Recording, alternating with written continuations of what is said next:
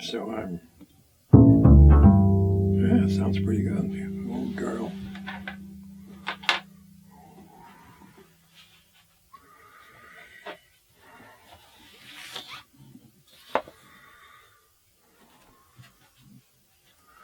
Yeah.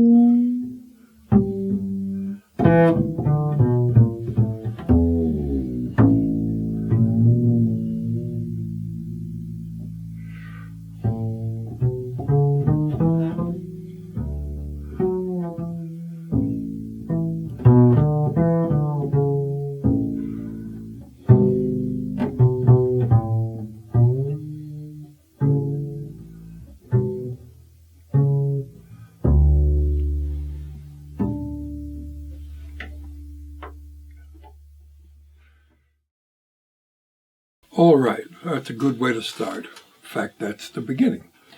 So let's begin at the beginning.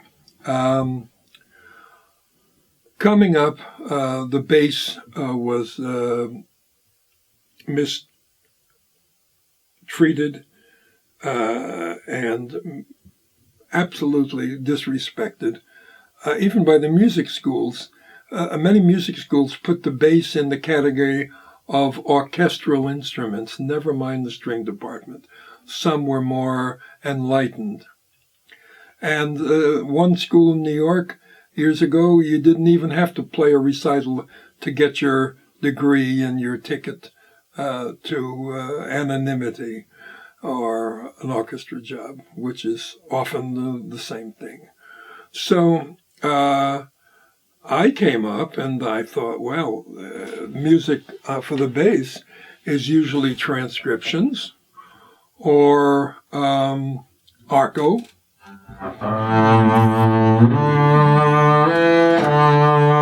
Nice arco, play good, or pizzicato,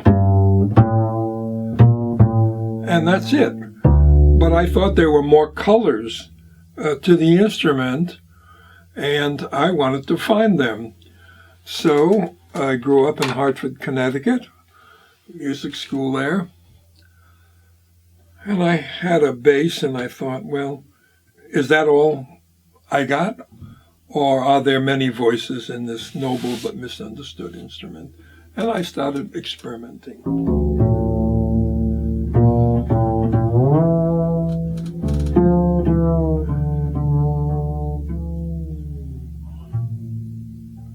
And people said, that sounds like a big guitar. So I said, yes, it does, doesn't it? Maybe the guitar is a small bass. And some people liked that and some people didn't, but it's okay. That's what I said. And then I heard the sitar, and all of a sudden you hear.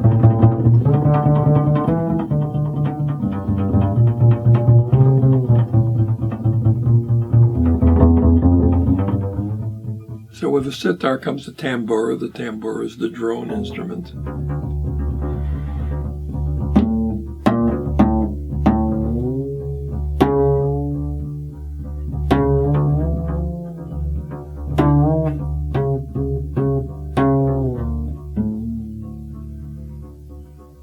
So all of a sudden I had something going here that's a little different. And the other bass players kept on making transcriptions of cello music, which for me didn't work. First-class musical instrument has its own repertoire written for the instrument. So I found lots of little things, and because of the size of the bass, the length of the string, you have a wonderful possibility for natural harmonics.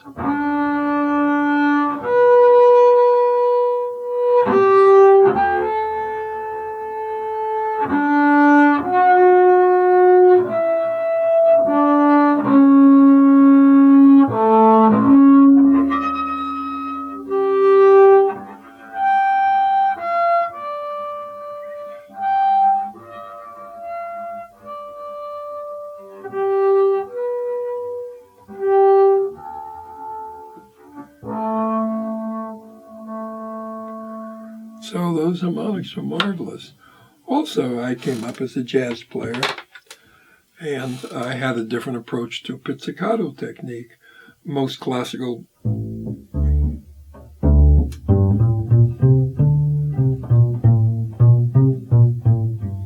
jazz pizzicato players pull the string to the side.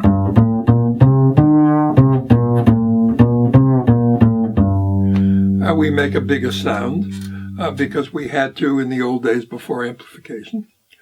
And we have things. And in jazz, you have all kinds of little colorations.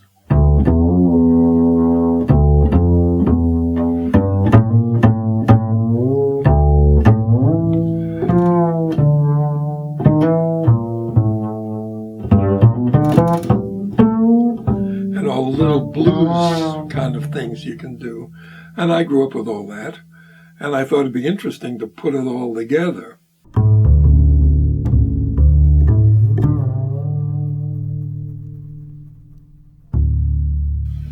First day in music school, I came from a small town, and here I was in the capital of Connecticut, Hartford, which is still not a big urban center, but pretty big.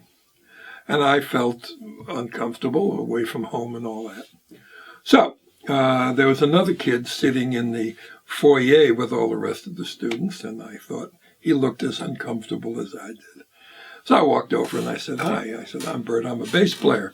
And what's your name?" He said, "My name is Nicholas." And I said, "What do you do, Nicholas?" He said, "I'm a composer."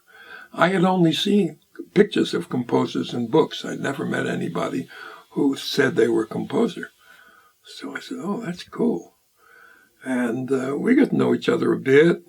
After a bit, he was very quiet and he did his work. Then he got I think it was a Fulbright. He went over to study with Petrossi in Italy. And he came back, and at age 26, Nicholas took his life, which was very disturbing for me because we're friends. And I don't believe in taking your life.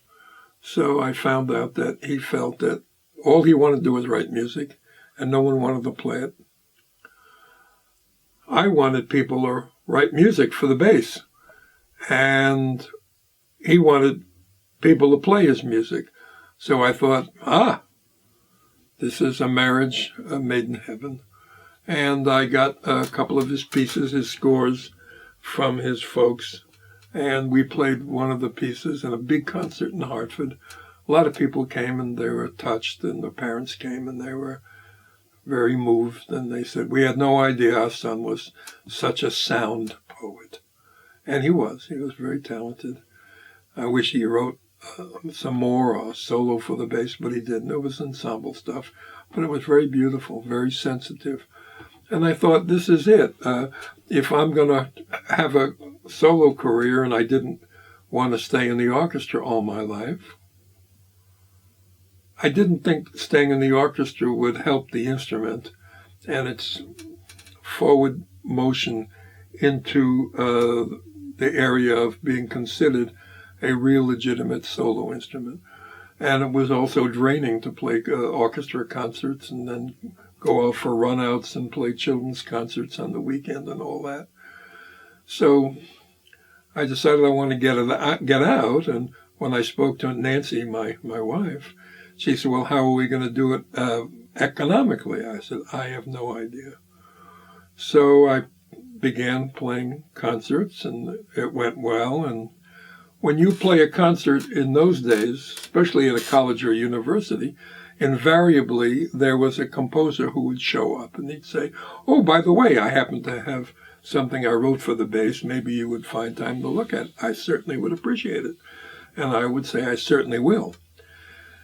So if I played his piece, his colleagues came, and the other colleagues came, and this is the crazy guy who will play our music. So all of a sudden, I had a constituency, and I had people who were behind me. And so some of them were young, and when they got jobs, guess who they called? They called the guy who played their music when they were young and no one was interested in even looking at it. So a career began, and it was a nice career. It's wound down because I just despair about going out and flying. And flying with the bass never was easy, and now it's almost impossible. Although they have detachable necks now and cases that do that, but I don't like it. I don't like the hassle of being on a plane. Once it was gracious, it's no longer gracious. And I've had enough of that. So anyway, the career is winding down. I play in California sometimes. I'll go out of town if someone really wants me. There's talk about going to Texas. Okay, fine. Some universities say, "Are you still available?" Yeah, sure. And it has to be a good situation for me and a time of the year where I'm not going to go and have a overcoat and galoshes. I've been there and done that. This is not my first rodeo. So, what happened was a lot of composers wrote music. They say about 300 pieces were written for me, which is wonderful. And this is 300 more pieces that the instrument has. That was always the idea. It wasn't about me. It was about elevating the instrument and its potential to the general public. And that's been going on in the way people play today. I can see that there's an influence, or they had listened to this, that, or the other thing. And I love the idea of playing a jazz piece in a concert, and I did that. And at a certain point, I thought, well, if I don't want to travel, what I should do is let the music travel. And how do you do that? You make recordings, and the recordings go out into the world, and sometimes they find good homes, and sometimes the good homes are from people on radio or TV, and the music is living, and I don't have to be there. How nice. And so it's been like that, and then people have come to study, and they want to learn some of the pieces that I play, or they want to know how some things are done, and that's fine. You want to share with it. It was always about the instrument, a noble but misunderstood instrument, as the late Fred Zimmerman, who was the teacher of my teacher. He was at Juilliard and the New York Philharmonic for years and years.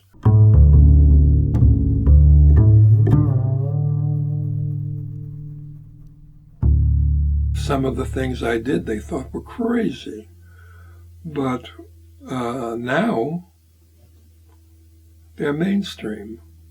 So if you hold on to your dreams and hold on to your ideas, after a while, you don't change, and people are going to say, well, he's right there. He's talking and playing the bass at the same time. Wow, there's no stopping this guy. He just keeps on going like Old Man River. And that's good. It's good to be steady and somewhat calm and just move and follow your heart in the directions that you go, and bring different things to the literature and so on, without taking away from the musical concepts that are absolutely paramount. And there we are. So bass players didn't have to play transcriptions of other instruments that make them often sound not so good. And they had a repertoire they could dig into. Some people wrote chamber pieces. Because of my marriage to Nancy, there's dozens of pieces for flutes and bass. Well, how about that? How nice. When a bass player plays with a flute, he or she has to be careful to balance them. What happens if you play too loud and insensitive to the flute player? They go bye-bye. Of course, Nancy couldn't do that, but she could get back at me in other ways. But I learned how to balance.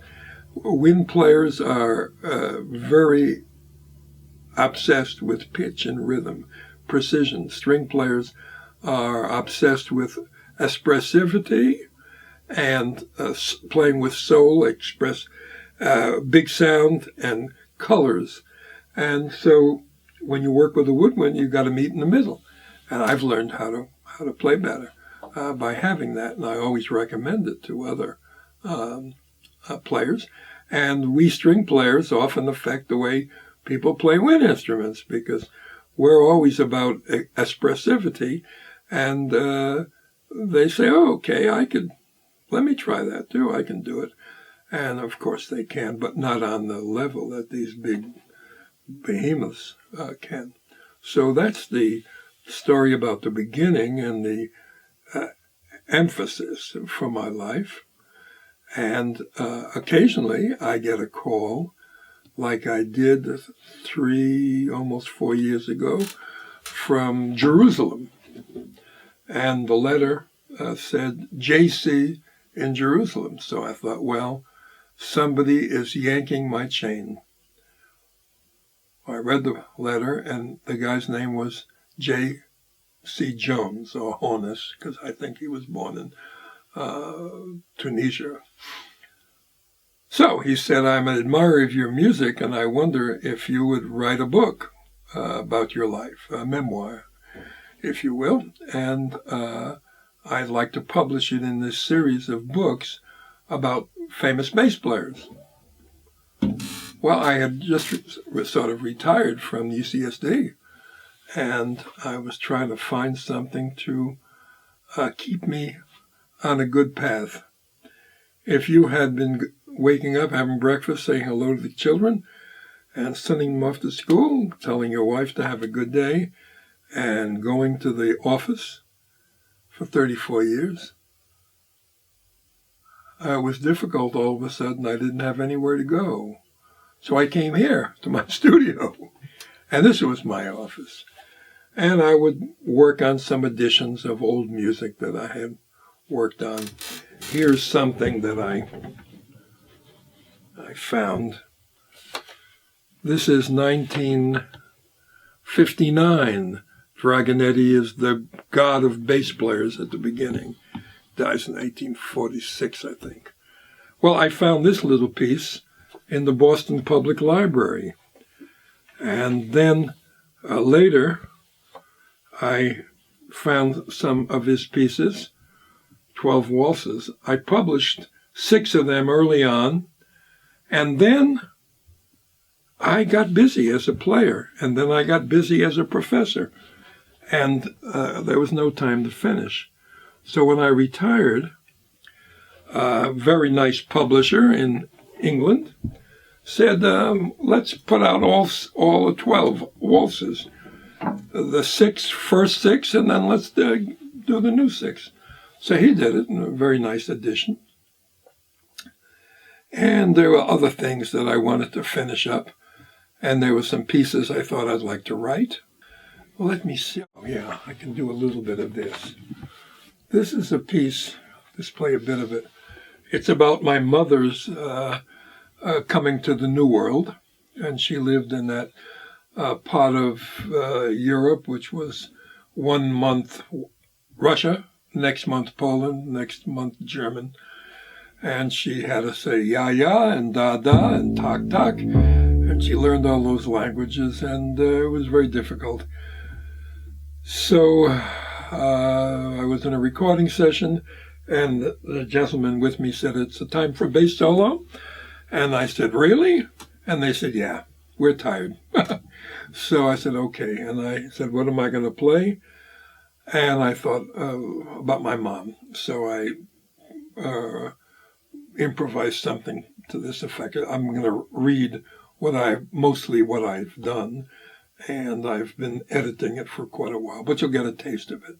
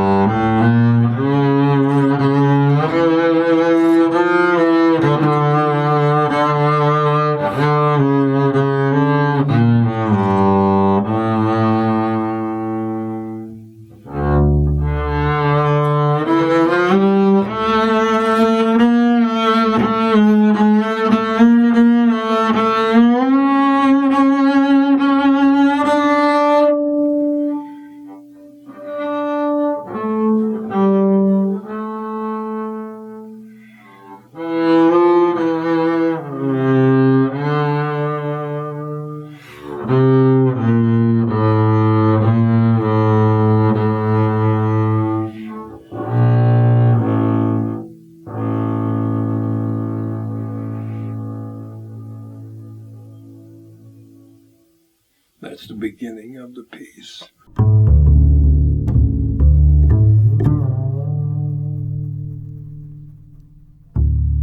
So I played music written for me. This wasn't egocentric. This was pushing the music, new music, and the composers. Well, it was a packed house, and guess who came? A lot of composers, a lot of bass players. Mr. Zimmerman brought 25 students from Juilliard, I remember. I could tell because they all had bass bow cases. They wanted me to know that I better play good. So anyway, one of the pieces was this electronic piece. Well, in 1962, electronic music was very new, and who the heck was going to play it? I decided it would be interesting for me to try it. And I did, and it was quite a dramatic piece, and it went very well. And I played it many times, many places. And every once in a while, I had to defend it when there was a Q&A after the concert. And I thought I did pretty well most of the time. I didn't have to shout.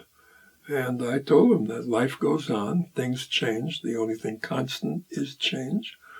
And this was here to stay. They better deal with it. Or not, or check out. I'd rather check in. So, the composer's name was Charles Wittenberg, and it won many fans. And a lot of the composers said, well, this guy is pretty gutsy, or stupid, one of the other possibilities, and he likes to play difficult, challenging music. And so, again, more and more music comes, and it was nice. The 64 concert got a very good reviews. I remember staying up late at one of the composers' homes in the city and waiting for the reviews to come out, and they came out.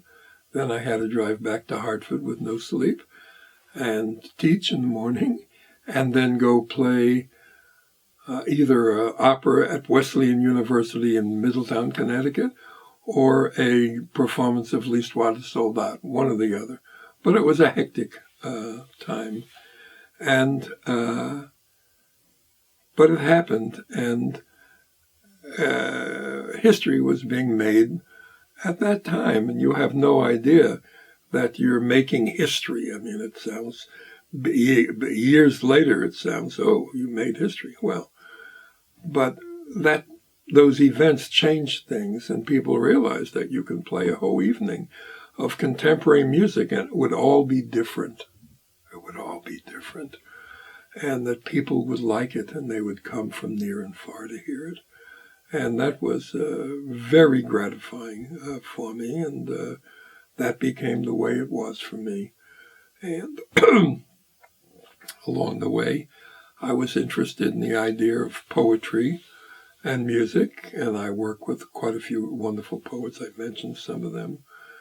And sometimes I'd be traveling and I'd think it's time for a poetry piece. And I made some settings myself. So I did the narration, and I wrote some haiku settings of Basho, and they were published, and they've been played a lot.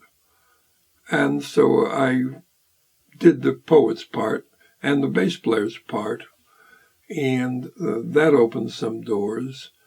In the 70s, John Deak, D-E-A-K, who played in the New York Philharmonic. John started writing music for talking bass player, and then he made some interesting sounds on the bass that made the bass sound like it was talking. Well, having instruments talk was nothing new. I mean, you listen to Duke Ellington and those brass players with the plunger mutes, they were talking. Absolutely. Some of their talk was not fit for, polite society, but at the Cotton Club in New York in those days, the clientele wasn't always so polite. Or if they were, it was an act. So, but I loved those instruments, and when John came up with this stuff, I thought it would be a great place to go. So sometimes maybe I led the way, sometimes I followed what the composers were doing. And but there was always new places to go. And I thought that was wonderful for me. My big encore piece has been the McCartney Yesterday. And some places I've been, and I played a different encore. And I remember in Mexico City said, no, we love that, but play the Beatles song. And I would laugh, and of course we would play the Beatles song. Because if people were kind enough to ask you to play an encore after the concert's over, you've got to be good to them because they have been good to you for coming and staying. So I always did that.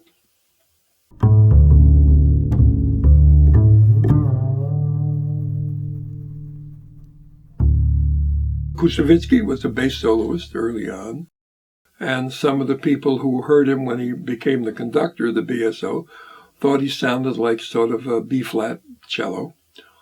And there was, of course, the Domenico Dragonetti and Giovanni Bottesini, the bass. They were both composers. Bottesini was a better composer. Bottesini was a great conductor who conducted the premiere of Aida of Verdi, and he studied with Verdi. He went to Egypt to do the premiere. And he would play, when he conducted, he would play solos between the acts. I suspect he was improvising on the tunes in the operas. But I wasn't there, and neither is anyone else who was available for commentary.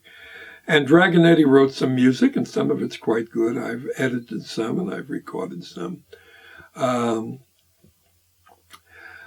But very rarely did they do formal recitals. And then in the 50s, there's some people who began to do that. There was some very fine bass players. There always is everywhere. And some people started playing solo shows, as I would call them. And but many of them were quite traditional. A lot of people didn't care much for them and didn't think they did. When you play music written for a pitch way up here and you play it way down here, there's a problem. And it's artistic, it's conceptual, and a lot of people didn't like it. They said, well, good try. I'm not interested in good try or second prize. Yeah, we're going to go all the way. And what you do is you push. So many of the recitals you have gone to and I have gone to the recitalist comes out in formal garb, tuxedo or tails. I came to California and I said I was color coordinated. I could tie my own bow ties. Some of my colleagues at the university thought I was very amusing. And so I stopped wearing ties. And so after a while I would dress informally. I came out in Europe with African shirts and bright sport shirts, colors. I like purple, I love red. And some of them, sometimes white pants. And it was a contrast between the tuxedo guys and myself. I thought that was good. And then the other thing was that I always talked and gave context to the music. How often do you wish someone would tell you why the composer wrote that piece? I mean, sometimes you get it in footnotes or program notes. But if not, it would be good to know. So I thought I should tell them. And this composer was this, that, and the other thing. And he wrote this piece because. And here's what it's about. And here's what you can listen for. And people like that. Many people. Some people thought that they don't need that. Let's keep the tradition going. And Mahler said, tradition schlumperei. And I felt the same way. We spoke earlier. I said Beecham shocked his audiences by talking, and Bernstein charmed them when he talked. So the idea is communication between the artist and his audience. And if you can do that with a few good words, terrific. And so I think I helped humanize perhaps the concerts. And when people like you, they think they like you, or he's serious or witty, or he knows things, and that's very interesting. They're going to come to your concerts. And if you're sort of cold and aloof and maybe arrogant and afar from them, it doesn't work. And so that's what I tried to do. And as you say, society is changing, and it would be no surprise to see people with videos. I've done that. And then you get the stuff that the pop guys have, the smoke and all that jazz. And some people really need that. I would rather be acoustical and play to my public in a way. The big thing that I try to get across sometimes in not a nasty way is, you may not like all the music I play, but that never stopped me from playing it. I'm going to go on tomorrow with a lot of the same pieces because I believe in them. I don't have a, what do they call it, when you decide, marketing people to say, play this piece, it'll sell, play that piece. And, so I said, no. I'll be the marketing person. And do I like the piece? Does it fit in? Does it make a nice evening? Yeah. Okay, good. Some people don't agree. Okay, don't come. I'm not going to pander.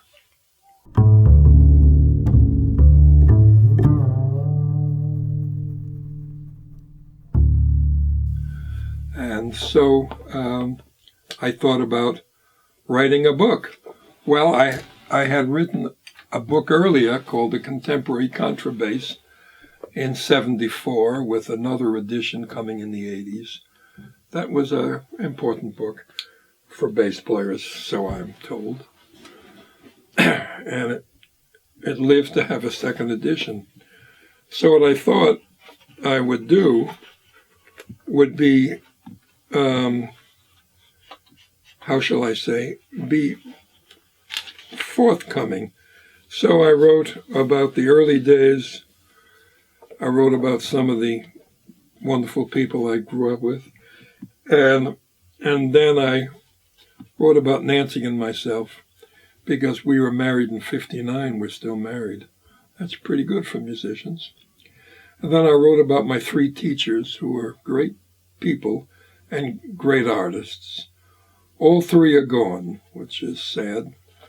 I sometimes find myself talking about them and sometimes to them. 3 chapters about the composers and the bass and all that. And then I talk about the repertoire. And then there's a settling in California, the changes. And then a timeline talks about the concerts and the travels for years. And then at the end, the writing and the projects with poetry. I worked with Quincy Troupe, the late Shirley Ann Williams, my dear friend Jerome Rothenberg for many years, and Chuck Perrin, who is still around and doing things. I'm trying to edit a recording that we'll put out. And then I talked about teaching. There's a chapter on jazz, a chapter on improvisation, a chapter on critical commentary, self-discovery, bibliography, discography. So I cover everything. And I've read an awful many fine memoirs or things about a person. And then I got some great friends of mine to write nice things about me and the book. And that is something that someone told me. I wasn't clever enough to figure that out.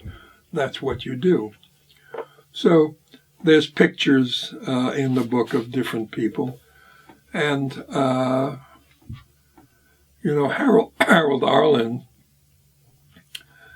who grew up a cantor's son in Buffalo, he said something about committing suicide was just like living in Buffalo. And I thought that I had best get out of Hartford and get out of Connecticut. There we go. Because I felt it it was, it had the whole vibe and the whole view was very constrained and very confining, I felt. I love teaching, I always have, and I've had some success. Many of you know and have heard of some of my students who are out there internationally, and I think it's wonderful. And what's wonderful is that I encouraged them, I gave them some tools and some concepts to make a life with, and that's just very gratifying. And here we are, I'm 82 years old, and I still hear from people all over the world. And some people come for lessons. That's very good.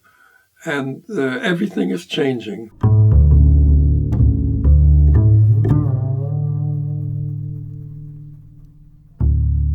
Pacific Parables. I come out in the morning, I go in the front room, I look out the window, and there, my ocean is smiling at me sometimes. And the piece originally, Pacific Parables, was a trio written for a recording. And then it became a quartet with the addition of David Savage, the noted bassoonist in our midst, and a good friend, and so on. So let me play a little bit of it. You'll get the vibe. It's a pentatonic piece. That's 5-note scale. That's plenty of notes to handle.